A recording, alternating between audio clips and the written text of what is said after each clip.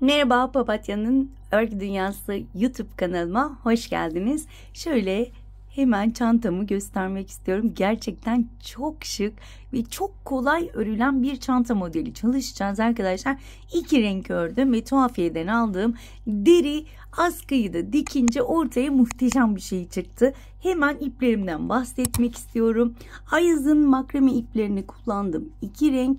Hemen şöyle renk kodlarını ekran kaydı alabilmeniz için göstermek istiyorum. Şöyle sanırım görünüyor. Ve iplerin inceliğini de soruyorsunuz. Hemen onu da şöyle ekran kaydı almanız için gösteriyorum. Kullandığım tığı göstermek istiyorum. Kullandığım tığ 3.50 milimlik tığ arkadaşlar. Şöyle iki tane motiften oluşuyor. İki motifi birleştiriyoruz ve ortaya muhteşem bir şey çıkıyor. İçine astar ekleyemedim elimde olmadığı için. Sizler içine astar ekleyip bir de böyle güzel çıtlar takarsanız gerçekten ortaya güzel bir şey çıkacak. İçi oldukça geniş arkadaşlar. İstediğiniz rahatlıkta kullanabilirsiniz. Hemen ebatları vermek istiyorum. Şöyle 25 santim eni. Hemen boyuna şuradan bakmak istiyorum. 22 santim ise boyu. Eğer daha büyük yapmak isterseniz daha kalın makrome ipler kullanabilirsiniz. Benim kullandığım makrome ipler arkadaşlar ince. Daha kalınlarını kullanırsanız daha büyük çantalar elde edebilirsiniz. Ve minik hatırlatmamı yapmak istiyorum. Biliyorsunuz ki kanalım tamamen ücretsiz. Kanalıma ücretsiz abone olup bildirimleri açıp ve bu videoyu beğenirseniz hem bana destek olmuş olursunuz hem de bu videonun birçok kişiye ulaşmasına sağlamış olursunuz diyorum ve hemen bu güzel modelin yapımına geçiyorum. Evet arkadaşlar, öncelikle sihirli halka ile başlıyorum. İpimi halka haline getirdim. Birleştiği noktadan tutuyorum. Tığımı içinden geçirdim. Bir kapatma zincir çektim. Daha sonra halkamın içine toplamda 8 tane sık iğne yapıyorum. 1 2 3 4 5 şöyle ortayı küçültelim. 6 7 ve son olarak 8. sık iğnemi yapıyorum. Sihirli halkamın ipini iyice çekip ortayı küçülttüm. İlk çektiğim zincirin şöyle tepe noktasına batıyorum. Şöyle biraz küçükmüş o. Evet. Şöyle kaydırmayla kapatıyorum. Şimdi 8 tane sık iğnem var. Bu 8 tane sık iğneyi bir zincir çekiyorum. Şöyle dibine batırıyorum. 1 oldu. Tekrar aynı yere batırıyorum. 2. Hemen yanındakine batıyorum. 3. Aynı yere batırıyorum. 4. Yanındakine batıyorum. 5. Aynı yere batırıyorum. 6. Bu şekilde toplamda 16 tane sık iğne yapacağım. Her bir sık iğne tepesine 2 tane sık iğne yaparak. Toplamda 16 tane sık iğnemi yaptım. İlk yaptığım sık iğne tepesine battım. Kaydırmayla kapattım. Şimdi burada 1, 2, 3, 4 tane zincir çektim. Hemen yanındaki tığın başını dolayarak hemen yanındaki sık iğne tepesine batarak ikili trabzan yapıyorum. Arada bir zincir çekiyorum. Tığın başını doluyorum. Hemen yanındaki sık iğne tepesine ikili trabzan. Bir zincir. Sırayla tek tek sık iğne tepelerine batarak ikili trabzan yapıyorum. Aralara birer zincir çekerek arkadaşlar. Bu sırayı da bu şekilde devam edeceğim. Bir zincir, tığın başını doladım ve ikili trabzan. Bir zincir, tek tek trabzan tepelerine batarak ikili trabzan yapıyorum. Yine trabzan sayılarım 16 olacak. Evet arkadaşlar, toplamda 16 tane ikili trabzanımı yaptım. Son olarak bir zincir çekiyorum. Burada 4 tane zincir çekmiştik. 1, 2, 3. zincire batıyorum ve kaydırmayla kapatıyorum. Şöyle ilmeğimi uzattım. Hemen şöyle sihirli halkamı saklamak istiyorum. Daha ince bir tığla herhangi bir ilmeğe batıyorum. Şöyle.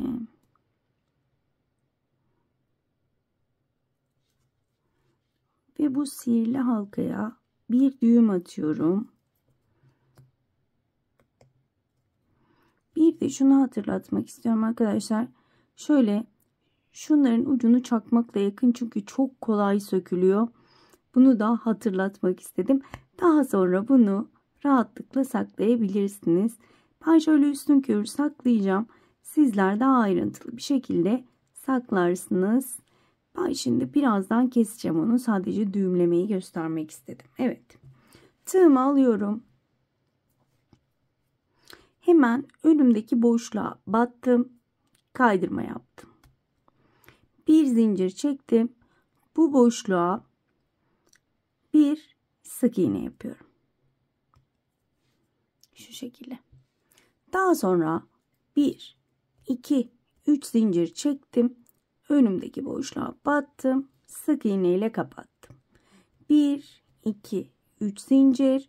Önümdeki boşluğa sık iğne ile kapattım. 1, 2, 3 boşluklara sık iğne ile sabitliyoruz.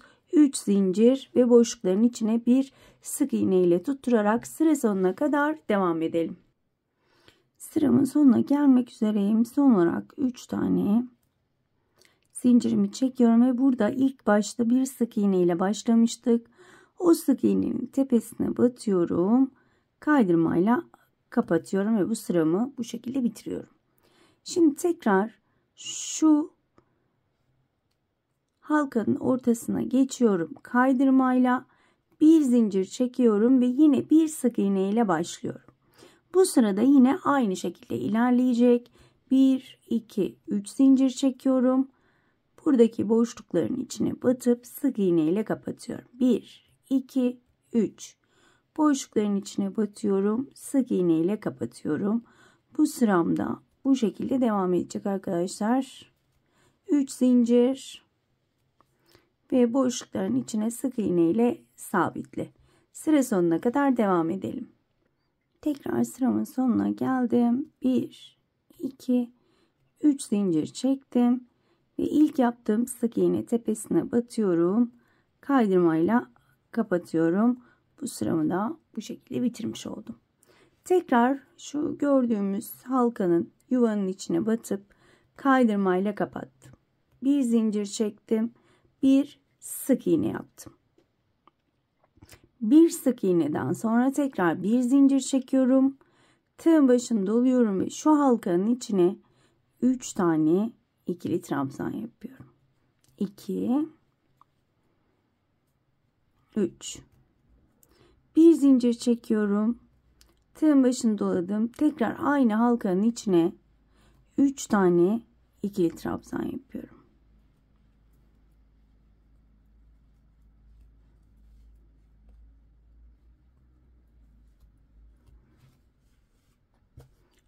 Şu şekilde göstermek istiyorum, bakın. Bir zincir çektim. Hemen önümdeki boşluğun içine battım. Sık iğne ile kapattım. Bir zincir çektim. Tığın başını doladım. Hemen önümdeki halkanın içine 3 tane ikili trabzan. 2 ve 3. Bir zincir, tığın başını doladım. Aynı halkanın içine batıp 3 tane ikili trabzan. 2 ve 3. Bir zincir çekiyorum. Önümdeki halkanın içine sık iğne ile sabitledim. Bir zincir çektim. Tığın başını doladım. Önümdeki boş halkanın içine 3 tane ikili trabzan.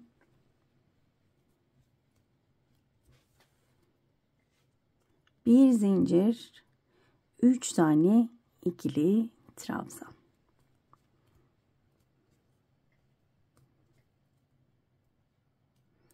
bir zincir çekiyorum ve halkanın içine batıp sık iğne ile kapatıyorum. Şöyle de göstermek istiyorum. Sıra sonuna kadar bu şekilde devam edeceğiz. Evet arkadaşlar, sıramın sonuna geldim. Bir zincir çektim. Bakın, ilk yaptığım sık iğne tepesine batırıyorum. Kaydırmayla kapatıyorum. Şöyle iyice sıkıştırıyorum. Bir zincir çektim. Şöyle uzunca ipimi kesiyorum ve motifimi bitirmiş oluyorum. Şöyle hemen göstermek istiyorum. Lacivert renkle çok ip gitmiyor zaten. Yarım yumaktan daha az gidiyor. Sadece 2 tane şundan yapıyoruz çünkü. Hemen şöyle ölçüsünü de vermek istiyorum. Benim ipim biraz ince olduğu için çantam ve motifim de küçük olacak. 12 santim arkadaşlar. Hemen krem renkli ipime geçiyorum. Evet. Şöyle hemen ipime bir düğüm atıyorum. Altta uzunca bırakıyorum. Daha sonra rahat bir şekilde saklayabilmek için. Bakın, şuralara sık iğne yapmıştık. Hemen o sık iğneye battım.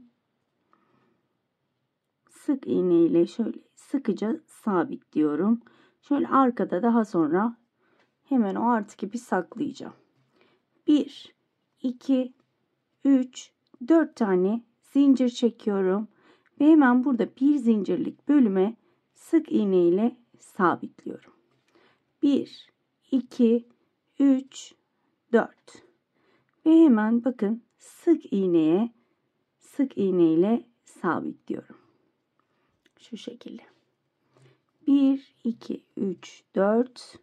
Tek zincirlik bölüme sık iğne ile sabitledim. 1, 2, 3, 4 ve sık iğnenin tepesine batıp sık iğne ile sabitliyorum. Şöyle göstermek istiyorum. Bu şekilde sıra sonuna kadar devam edelim. Evet arkadaşlar, sıramın sonuna gelmek üzereyim. Yine son olarak 1, 2, 3, 4 zincirimi çektim. İlk yaptığım sık iğne tepesine batıyorum ve şu şekilde kaydırmayla kapatıyorum. Şimdi hemen şuradaki halkamın içine kaydırmayla geçtim. Bir zincir çektim ve buraya bir sık iğne yapıyorum. 1, 2, 3 zincir çekiyorum. Hemen önümdeki halkanın içine 2 tane sık iğne yapıyorum. 1, 2, 3 zincir. Önümdeki halkanın içine 2 tane sık iğne yapıyorum. 1, 2, 3 zincir. Halkanın içine birinci ve ikinci sık iğnemi yapıyorum. Şu şekilde görünmesi gerekiyor. Tekrar gösteriyorum. 1, 2, 3 zincir. Önümdeki halkanın içine battım. 1, ikinci sık iğne. Bu şekilde sıra sonuna kadar devam edelim. Burada yine 1, 2, 3 zincir çektim.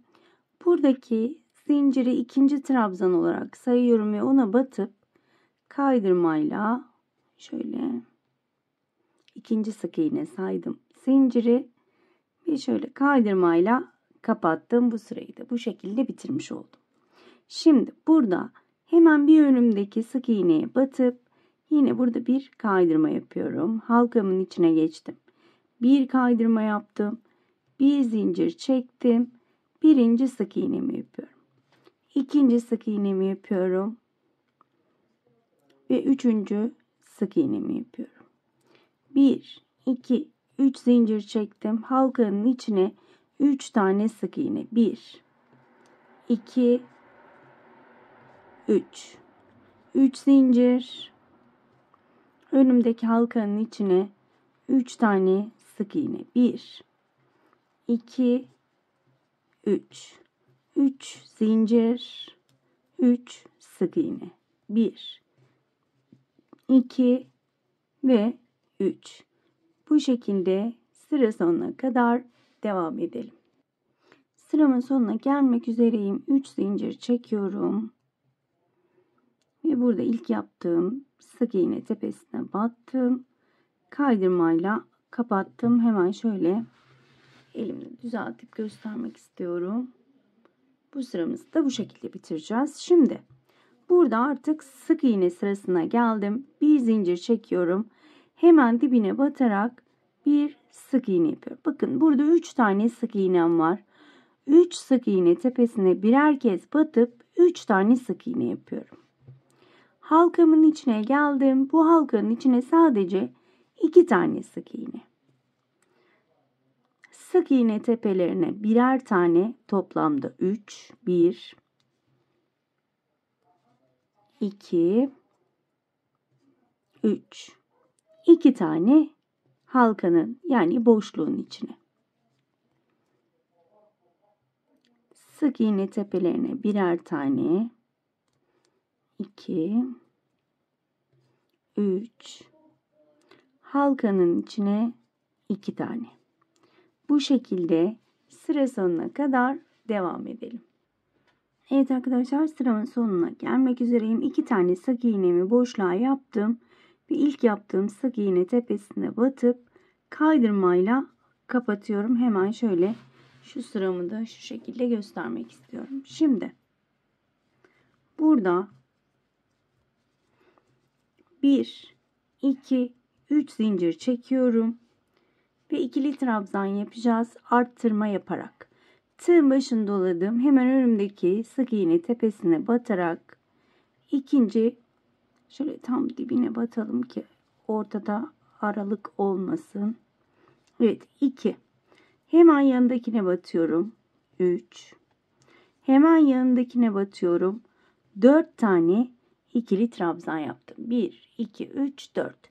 5.'yi çift batıyorum. Aynı yere 2 tane ikili trabzan. 5 oldu. 6.'yı yine aynı yere yapıyorum. Yani arttırma yapmış oluyorum. Hemen yanındaki trabzan tepesine 1, yanındakine 2, yanındakine 3, yanındakine 4. Hemen yanındaki sık iğne tepesine 5 ve aynı sık iğne tepesine 6. Bu şekilde 4 tek 1 çift yaparak sıra sonuna kadar devam edelim. Evet arkadaşlar, sıramın sonuna geldim. İlk çektiğim zincirin şöyle göstermek istiyorum. Bakın şöyle tam tepesine değil de şu hemen yanındaki trabzanın tepesine batarak kaydırmamı yapıyorum ki daha düzgün bir geçiş sağlayabileyim. Burada şöyle yapalım, bakın. İkinci trabzanın arkadan tek teline batıyorum. Kaydırma yapıyorum. Evet. Burada bir zincir çektim. Tekrar aynı trabzanın tepesine batıyorum ve sık iğne yapıyorum. Bakın artık şöyle arkadan tek teline batacağım. Burada arttırma yok. Her bir trabzan tepesinin arkasındaki tek ilmeğe batarak sık iğne yapıyorum. Şöyle arkadan tek ilmeğine batıyorum ve tek tek tüm trabzanlara batıp sık iğne yapıyorum. Arttırma yok bu sırada. Bu şekilde sıra sonuna kadar devam ediyoruz. Sıra sonuna geldim. İlk yaptığım sık iğne tepesine battım. Kaydırmayla kapattım. Bu sırada yine ikili trabzanlar yapacağız. 3 zincir çekerek başlıyorum. Ve yine arka ilmekten şöyle tığın başını doladım. Arka ilmekten batarak ikili trabzan yapacağım. Toplamda yan yana 5 tane. Bir alt sırada 4 tek 1 çift yapmıştık. Şimdi 5 tek 1 çift yapacağız. 4 oldu. 5, 6 ve 7'yi aynı trabzan tepesine yapıyorum. 6 ve 7. Hemen yanındakine batıyorum. Bir tek. Yanındakine battım. 2 tek. Yanındakine batıyorum. 3 tek. Yanındakine battım. 4 tek. Yanındakine batıyorum. 5 tek. Hemen yanındakine battım. 6. 6. ve 7.'yi yine aynı yere yapıyorum. Yani 5 tek, bir çift örüyoruz ve yine bu sırada arttırma yapıyorum arkadaşlar. Nereye kadar? Şimdi ben önceden şunu örmüştüm. Şöyle bakın, şu sırayı örmeyeceğiz. Kaç tane trabzan örmeyeceğim? Hemen şöyle sayıyorum. 1, 2, 3, 4, 5, 6, 7, 8, 9, 10, 11, 12, 13, 14, 15, 16, 17, 18, 19, 20, 21, 22, 23, 24, 25 tane arkadaşlar trabzan örmeyeceğim. 25 trabzan kalana kadar 5 tek, bir çift şeklinde devam edelim. Evet arkadaşlar, ben toplamda 25 tane sık iğne örmedim. Birlikte sayalım. 1, 2, 3, 4, 5, 6, 7, 8, 9, 10, 11, 12, 13, 14, 15, 16, 17, 18, 19, 20, 21, 22, 23, 24, 25.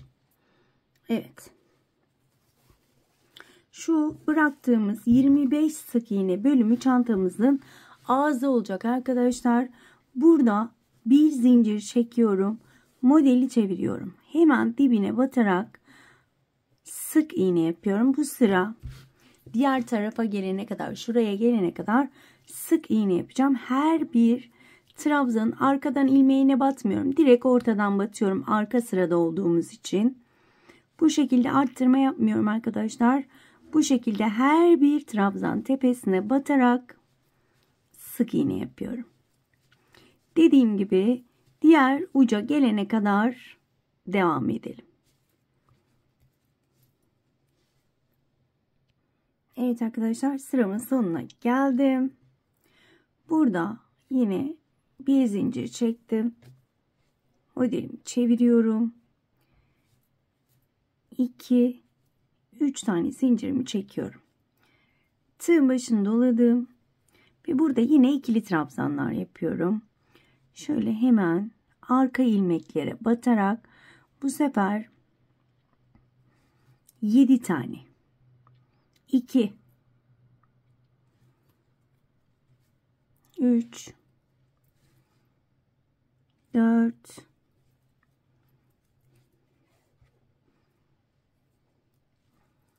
5, 6 ve 7 tane tek ördüm. Yine arka ilmeklere batarak yapıyorum. Şöyle göstermek istiyorum. Bakın. 8. ve 9. trabzanı yine aynı yere yapıyorum. Bir tek arka ilmeğe batarak 2 tek,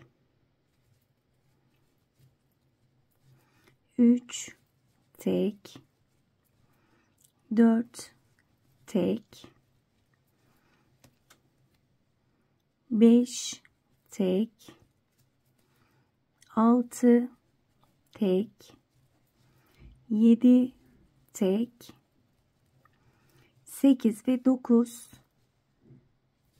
trabzanları aynı trabzanı. 8, 9. yine aynı yere.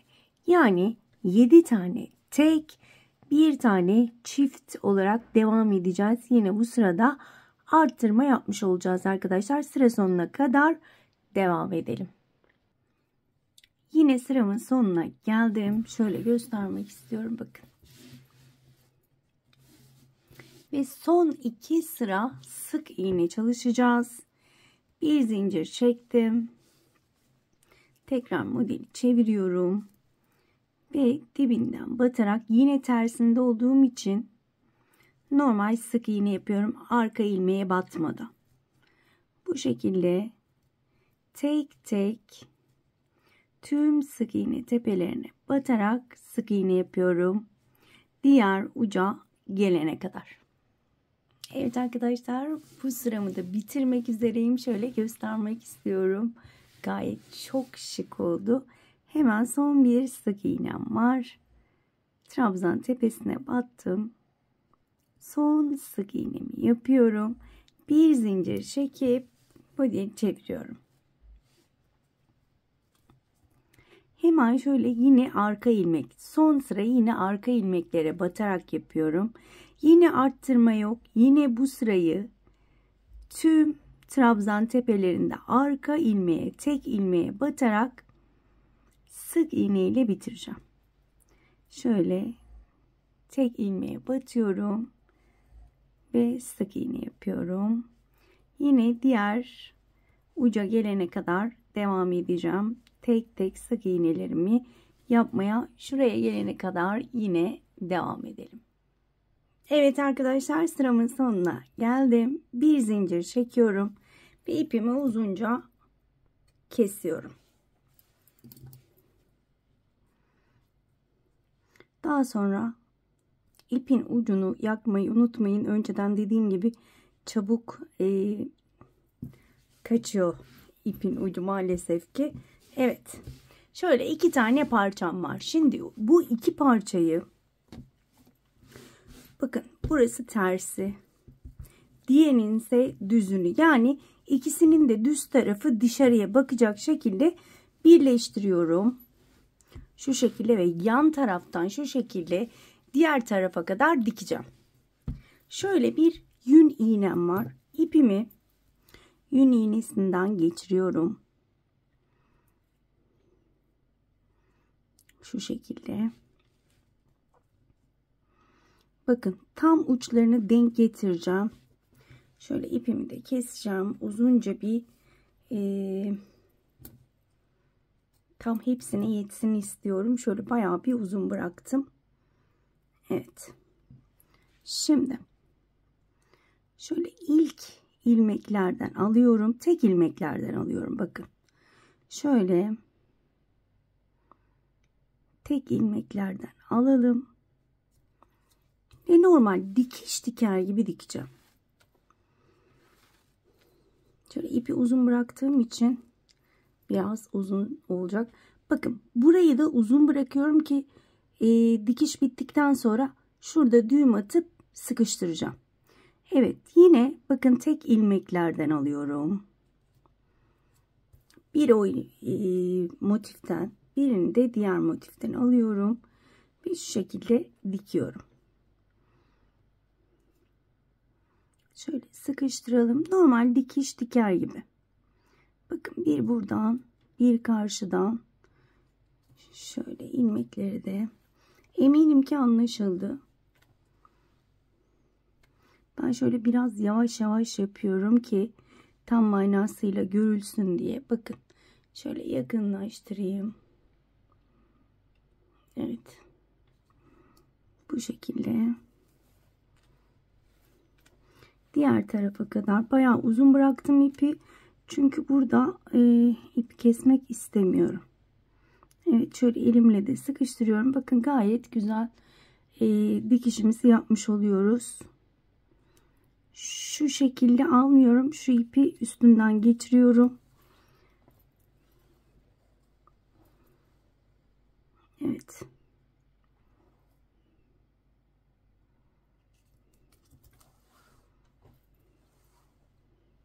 Gördüğünüz gibi gayet düzgün bir şekilde dikiyoruz.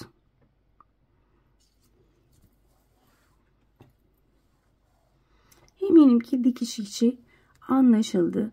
Ben aynen bu şekilde olduğu gibi diğer tarafa kadar örüp hemen döneceğim. Son bir kez daha yine göstermek istiyorum. Şöyle hemen karşı tarafa batıyorum. Şu şekilde sıkıştırıyorum. Şöyle. Evet, diğer tarafa kadar dikip hemen dönüyorum. Evet arkadaşlar, ben sıramın sonuna geldim. Şöyle ipimi uzunca bir kesiyorum ve dikiş işlemimi bitiriyorum. Bakın. Daha ince bir tığla şöyle herhangi bir ilmeğe batarak, önemli değil hangi ilmeğe battığınız, sadece şöyle bir düğüm atacağım ve daha sonra ipimi saklayacağım. Şöyle saklayarak çok vakit geçirmek istemiyorum. Sadece şurayı göstermek istedim. Daha sonra ipimizi saklayabiliriz. Diğer tarafta bakın uzunca bıraktığımız, daha sonra saklamak için uzunca bıraktığımız ilmeğimi yine herhangi bir ilmeğe batıyorum. Bir düğüm atarak yine aynı şekilde saklayacağım.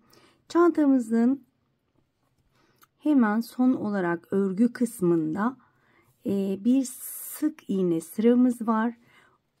Onu da hemen şöyle göstermek istiyorum. Bakın bu şekilde de tamamen bırakabilirsiniz ama buranın daha düzgün görünebilmesi için hemen ipimi aldım. İpime şöyle bir düğüm atıyorum. Herhangi bir şöyle zincirden, trabzan tepesinden batıyorum ve ipimi sabitliyorum. Bu sırada sadece şöyle çantamızın ağız kısmına sık iğne yapacağım. Şöyle önüme gelen ilmeklere batıyorum. Sık iğne yapıyorum. Evet. Şöyle ikili ikili batarsak açılma olmayacaktır. Batıyorum sık iğne. Bakın şöyle aşağıya doğru iniyorum. Burada bir kıvrılma olmaması için şuraya batmıyorum. Hemen karşıya batıyorum. Orada bir potluk olmaması için oraya atlıyorum yani. Şöyle göstermek istiyorum. Evet. Daha sonra tek tek şöyle ilmeklere batarak sık iğne yapıyorum. İkişer ikişer batarsanız şöyle ilmek uzamayacaktır. Onu da belirtmek istiyorum. Sık belirtiyorum ama atlanmasını istemiyorum. Tek batınca uçu uzuyor çünkü. Evet. Bu şekilde bakın. Şimdi bir taneyi atladığım için burada bir potlanma olmadı. Burada da aynı şekilde bir ilmek atlayıp hemen karşıya geçiyorum ki şurada bir potlanma olmasın. Bu şekilde devam ediyorum arkadaşlar. Her bir önüme gelen şuralar önemli değil zaten, sık iğne var, tek tek batacağız ama şuradaki yatık trabzanlarda önünüze gelen zincirlere, trabzan ortalarına batabilirsiniz.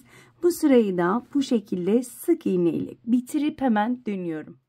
Evet arkadaşlar, ben sık iğne sırasını bitirdim. Hemen şöyle bir tarafına askılarımı da taktım. Gördüğünüz gibi gerçekten çok şık oldu. Hemen diğer askıyı da beraber sizinle takmak istiyorum.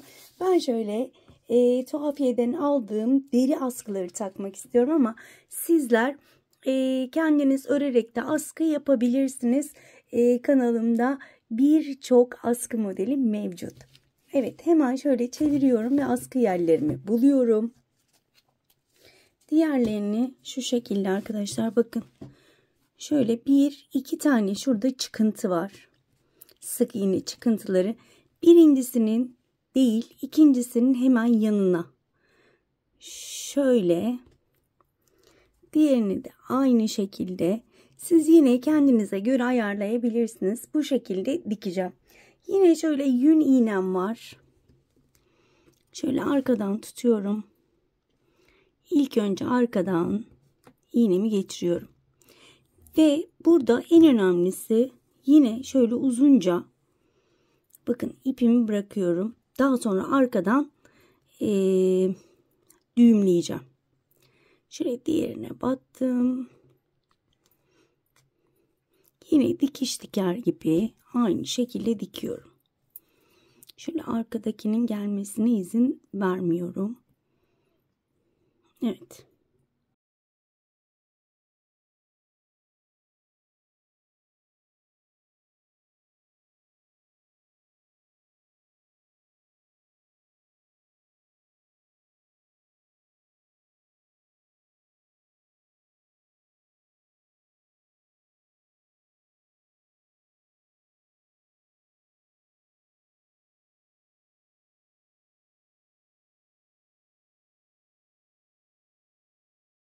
Evet, gördüğünüz gibi bu şekilde diktim. Yine ipimi uzunca bir şekilde kesiyorum. Hemen şöyle iç tarafından çeviriyorum. Sıkıştırıyorum. Yine ince tığımı alıyorum. Herhangi bir ilmeğe batıp bir düğüm attım. Ve şu şekilde ipimi saklıyorum. Daha fazla saklayabilirsiniz. Ben sadece şöyle gösterme amaçlı iyice sıkıştırıyorum bakın. Daha sonra herhangi bir ilmeğe battım. İpimi düğümledim. Ve daha sonra dilediğim gibi saklıyorum. Bunu yapmamız mühim. Çünkü iplerimiz çözülebilir. Bakın bu şekilde bunu takmış oldum, dikmiş oldum daha doğrusu. Diğerini de aynı şekilde dikeceğim. İçine ister astar takabilirsiniz, ister takmayabilirsiniz. Ben şuraya bir çıt çıt koymayı düşünüyorum. Sizler fermuar dikebilirsiniz. Tamamen size kalmış. Diğer tarafı da dikip hemen dönüyorum. Evet arkadaşlar, ben askılarımı diktim. Şöyle minik bir etiketim vardı. Hemen şuraya yapıştırdım. Şöyle çıt çıtlarım vardı. Çıt çıt da diktim arkadaşlar. Elimde astarım olmadığı için maalesef astar dikemedim ama sizler dediğim gibi, az önce dediğim gibi astar dikebilirsiniz. Fermuar dikebilirsiniz. Tamamen size kalmış. Şöyle göstermek istiyorum. Gerçekten çok şık ve çok güzel oldu. Umarım beğenmişsinizdir. Umarım ayrıntılı bir şekilde anlatabilmişimdir. Bir dahaki modellerde görüşmek dileğiyle. Kendinize çok iyi bakın. Hoşça kalın.